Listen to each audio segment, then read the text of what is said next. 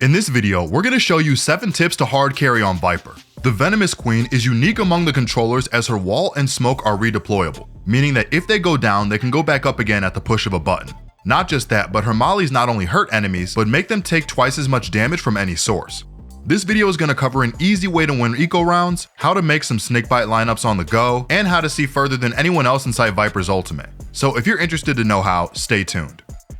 The first tip on our list is a great one to get an advantage while peeking. You may have heard of the swoop peek that was popular about a year ago, where by picking up Viper's orb while you were in it, you were able to see other players before they could see you. Riot has since patched the swoop peek, but that doesn't mean that there still isn't potential when it comes to picking your smoke up off the ground. If you're in your smoke as it deploys and you instantly pick it back up, the smoke goes down almost before it's even gone up.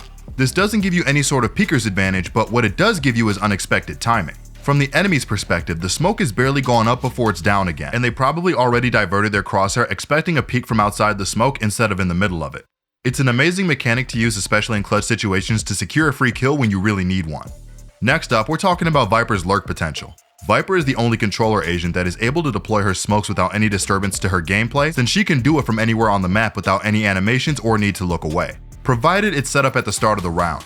This makes her a prime candidate to sneak up behind enemies after they rotate to get valuable kills and map control for your team. The best way to do this is by conditioning the other team to no longer expect your presence elsewhere on the map. Let's take attacking on Icebox as an example. On round 1, if you stand right here in mid and line your crosshair up around here between these two buildings and left click, you can smoke off mid completely to deny information to the enemy team. What you can then do is put the smoke up and proceed to go A or B with your team as usual. What will probably happen on the other team is that they'll keep their mid player there a bit longer to make sure you don't try to walk through your smoke or up into kitchen. This will help your team out by slowing down the opponent's rotate so that the sites are easier to take.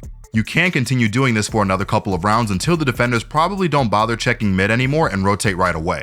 This is when you begin to start lurking. You can use your mid smoke to go anywhere, either through towards boiler, up into kitchen, or out under tube.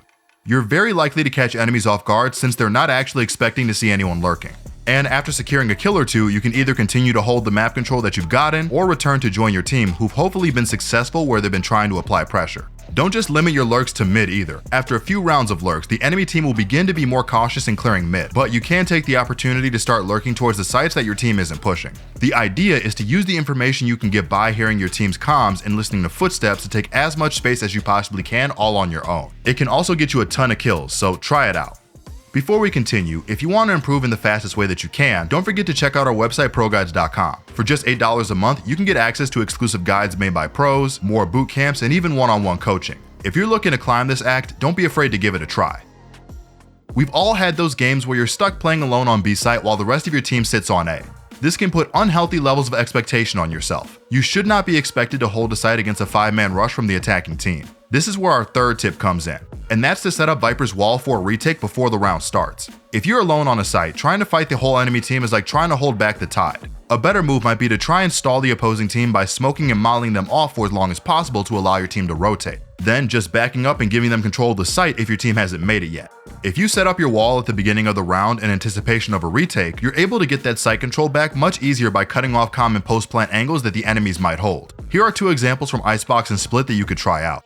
On Icebox, just stand here to the right of yellow before the round starts and aim so that the wall cuts across B main, making sure that it doesn't leave a gap on the corner closest to default. This prevents any attackers that are stationed at yellow or B main from fighting your team while they get control of the site. On Split, position yourself right here on the corner leading to back site, and line up your crosshair with the left-hand edge of the entrance to B main. This cuts off the site from any players playing pillar, backside, or main and gives your team control of the spike. Most Viper mains already know plenty of molly lineups to secure rounds in the post plan. But what if you're struggling to get control of the site in the first place? This is where knowing Viper Orb Lineups can come really in handy. Viper's wall is a useful tool for cutting off sight lines and taking control of the site, but often it's not just enough to fully take control of a site with multiple entrances and leaving any of those open that could destroy your team's attempt at pushing sites. Here are 2 Viper Orb lineups that could help you attack more effectively in your games. The first lineup is for Rafters on Icebox A site. Too often a player with an operator or an aim warlord holds the angle to belt and takes down the attacking team. To combat this, line up on this edge at the start of the round and line up your crosshair with this vertical line on the ceiling. Keeping your mouse still, run forwards until you've lined up with the edge of the line and left click without stopping. This will get your orb to land perfectly on top of rafters and catches the area underneath as well, minimizing the angles you can be shot from and making a push onto site even easier. The second lineup is for screens on A site on Split. It's another angle popular with the operator players, and it can be a nightmare to push without it being covered up. For this lineup, you're going to want to head over to this corner outside A main, then line up your crosshair with the intersection of the blue line on the tall building and the vertical line of the shorter building to its left. Then just jump and left click, and there you go. A risk-free smoke covering up screens on A.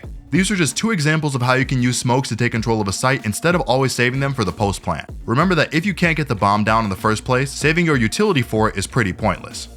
For the tip number 5, we're going to talk about Viper's Snakebite, also known as her Molly. Players that are hit by her Molly are given a vulnerable status effect, which can be recognized by the visual indicator on their character model, which will look like shards of glass. When you're vulnerable, you take double damage from any source. The reason we're bringing up this well-known fact is because it means that economy round weapons are especially strong in Viper's hands, since she has the greatest ability out of any agent to render enemies vulnerable. A Spectre who is used against someone who is vulnerable is just as good as a Phantom otherwise. Not to mention that body shots with the Sheriff would do 110 damage instead of 55 at close range. And a Bucky could sweep a whole team on its own. So when on an eco round, try your best to get the opposing team vulnerable and pounce on them with your weaker weapons. It's a viable way to even the odds and shut down momentum. Diving in headfirst with a Judge into a group of vulnerable players is probably the easiest way to rack up kills in the entire game.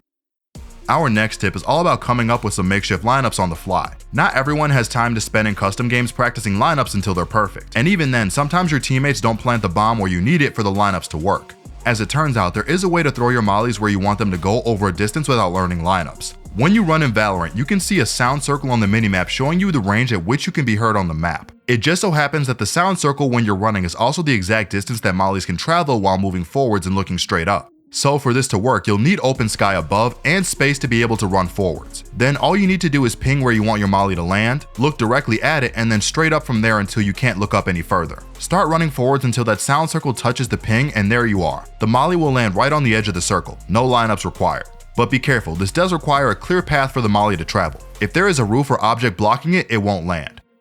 Our last tip is going to be all about Viper's ultimate. Her ultimate, called Viper's Pit, is an immensely powerful ability that covers a huge area in a poison cloud that ticks down the health of enemy players until they reach 1 HP. So often when fighting, the other team is in a friendly Viper's Pit, they'll already be low on health and will just take a bullet or two to finish them off. The only downside of the ability is that you can't see outside of it, and you can't see very far in it as well. But as it turns out, there is a way Viper can see slightly further in her ultimate, and that's by looking down at the floor. By looking down, you can increase your visual range by another half meter or so, which means you'll be able to see opponents before they can see you. This small increase might not sound like a lot, but trust me, if your reactions aren't 70 years old, it should be enough for you to fire off the first bullet and win the fight, especially if their health is already decayed. So when you're in a Viper ultimate, be sure to look down at the floor just a bit to give yourself a better range when looking around. We find this works best when backed up into a corner so that nobody gets the jump on you. Also, it's heavily recommended to use a Phantom when in a Viper ultimate, as Phantom bullet traces are invisible through smokes. Buy a shorty as a secondary for style points. And that's gonna wrap up this video. If you enjoyed this one, make sure to leave a like and hit the bell icon while you're at it, and why not subscribe? This has been your host Sergeant Frost, and I'll see you all again in the next one.